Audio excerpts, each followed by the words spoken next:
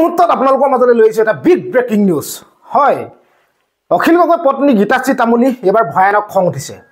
মোক কিয় পাশা খেলৰ গুটি সজোৱা হ'ল, ইয়াৰ উত্তৰ লাগে মুখ্যমন্ত্ৰী। মুখ্যমন্ত্ৰী, মই এনে কি ভুল কৰিলোঁ, কি জগৰ লগালোঁ, উত্তৰ দিবলৈ আপোনাৰ সাহস হ'বনে? নমৰা পৰ্যন্ত, মৃত্যু নোহোৱা পৰ্যন্ত মই আশাৰে বাট চাই থাকিম। কাৰণ মই কোনো ৰাজনীতিকে, জনপ্ৰিয় ৰাজনীতিকে জনতালৈ দলিয়াই দিয়া কথা আৰু এদিনতে পাহৰা মানুহ মই নহয়।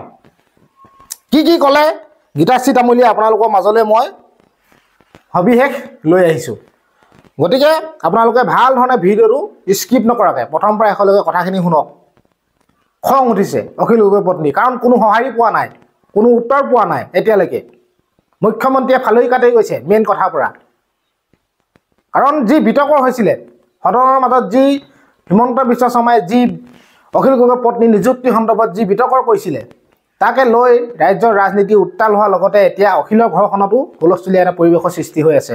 কাৰণ অখিলৰ পত্নী গীতাশ্ৰী তামুলীয়ে অখিল গগৈকে কৈছিলে যে তোৰ কাৰণে মই ক'তো মানে ইজ্জত নাইকিয়া হৈছে বুলি মন্তব্য আগবঢ়াইছিলে। আৰু এতিয়া কি ক'লে আপোনালোকে মন দি শুনিব, প্ৰথমৰ পৰা শেষলৈকে মন দি শুনিব। আত্মপক্ষৰ সমৰ্থনত এষাৰ, বি বৰুৱা কলেজত মোৰ মানে গীতাশ্ৰী তামুলী নে অখিলৰ নিযুক্তি সম্পৰ্কে মাননীয় মুখ্যমন্ত্ৰীয়ে বিধানসভাত দাঙি ধৰা বক্তব্যৰ পাছত নিযুক্তি সমগ্ৰ প্ৰক্ৰিয়া তদন্ত বিচাৰি মই উচ্চ শিক্ষা বিভাগৰ সঞ্চালকৰ জৰিয়তে মাননীয় মুখ্যমন্ত্ৰী মহোদয়লৈ এক আবেদন পত্ৰ প্ৰেৰণ কৰিছিলোঁ। এই আবেদন পত্ৰৰ কোনো আনুষ্ঠানিক সদুত্তৰ নোপোৱা পৰ্যন্ত মই ধৈৰ্যৰে অপেক্ষা কৰিব লাগিব। এগৰাকী শিক্ষক বা সাধাৰণ চৰকাৰী কৰ্মচাৰী হিচাপে এনেদৰে অপেক্ষা কৰি থকাৰ বাহিৰে মোৰ কোনো গত্যন্তৰ নাই। মই ৰৈ আছোঁ। এই সময়ছোৱাত মোৰ শুভানুধ্যায়ী সৎ জীৱনাদৰ্শত বিশ্বাসী যিসকল অগ্ৰজ অনুজ ব্যক্তি, প্ৰাক্তন আৰু বৰ্তমানৰ ছাত্ৰ ছাত্ৰী তথা বিদ্যুৎ মহলৰো বৰেণ্য ব্যক্তিয়ে মোৰ প্ৰতি অভাৱিত সমৰ্থন আগবঢ়ালে, সেইসকলৰ প্ৰতি মোৰ অন্তৰৰ কৃতজ্ঞতা যাচিলোঁ। মই বিশ্বাস কৰোঁ যে বি বৰুৱা কলেজত নিযুক্তি পাবলৈ মই কোনো ধৰণৰ অসততাৰ আশ্ৰয় লোৱা নাছিলোঁ, যিহেতুকে স্বয়ং মুখ্যমন্ত্ৰী মহোদয়ে নিজেই শিক্ষামন্ত্ৰী হৈ থকাৰ কালৰ এই শিক্ষক নিযুক্তি সম্পৰ্কে অসন্তুষ্টি প্ৰকাশ কৰিছে। গতিকে এটা যথোপযুক্ত তদন্ত নিশ্চয়কৈ লাগে। ময়ো জানিব বিচাৰোঁ 14 বছৰৰ পাছত অভিযোগ উত্থাপন হোৱা এই নিযুক্তি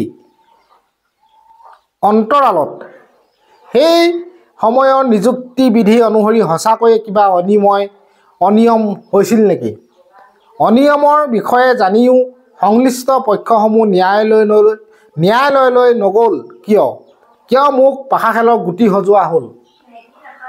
ৰাজনীতি পক্ষ বিপক্ষৰ পৰা আঁতৰত মই নিজে এটি পক্ষ অভিযুক্ত, কিন্তু কি কৰিছিলোঁ? এই প্ৰশ্নৰ উত্তৰৰ বাবে মৃত্যু পৰ্যন্ত বাট চাম। আজি আছোঁ, কাইলৈ নাই। মোৰ বাবে কোনো কথাই জনপ্ৰিয় ৰাজনীতিকে জনতালৈ দলিয়াই দিয়া আৰু কাইলৈকে পাহৰি পেলোৱা বচন নহয়। গতিকে অখিল গগৈ পত্নীয়ে কৈছে যে নমৰা পৰ্যন্ত, মৃত্যু পৰ্যন্ত বাট চাম। এই প্ৰশ্নৰ উত্তৰ মোক লাগিবই। কাৰণ এটা ডাঙৰ কথা কৈছে যে মোৰ বাবে কোনো কথাই জনপ্ৰিয় ৰাজনীতিকে যেনেকৈ ৰাইজলৈ দলিয়াই দিয়ে, জনতালৈ যেনেকৈ দলিয়াই দিয়ে কিছুমান কথা, মিছা কথা, আৰু কাইলৈকে পাহৰি পেলোৱা বচন নহয় বুলি এতিয়া অখিল গগৈ পত্নী গীতাশ্ৰী তামুলীয়ে গৰজি উঠিছে।